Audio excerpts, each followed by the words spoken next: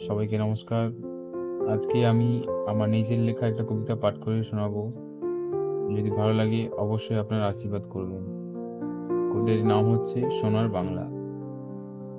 মোদের এই সোনার বাংলায় মোরা সবাই একে অন্যের ভাই। থাকি মোরা সবাই মিলে, হিন্দু, মুসলমান, খ্রিস্টান।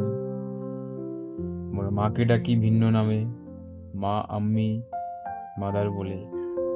তৃষ্ণা পেলে বলি মোরা জল, পানি, ওয়াটার। মোদের এই সোনার বাংলায় মোরা একে অন্যের ভাই। মোদের এই সোনার বাংলায় ধর্ম যার যার, উৎসব সবার।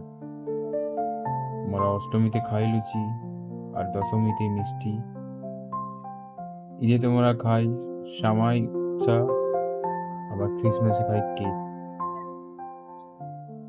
মোরা এই বাংলাতে থাকি শান্তিতে, মোদের মধ্যে নেই কোনো ভেদ।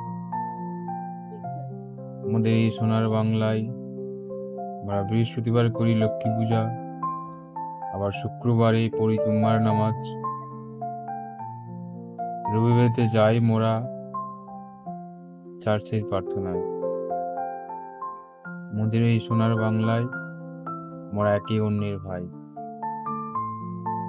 মোদের এই সোনার বাংলায় আমরা উগ্রবাদীদের কথা তোয়াক্কা করি না, রাজনীতিবিদদের কেয়ার করি না, আর অন্ধ ধর্ম বিশ্বাসীদের পাত্তাই দিই না।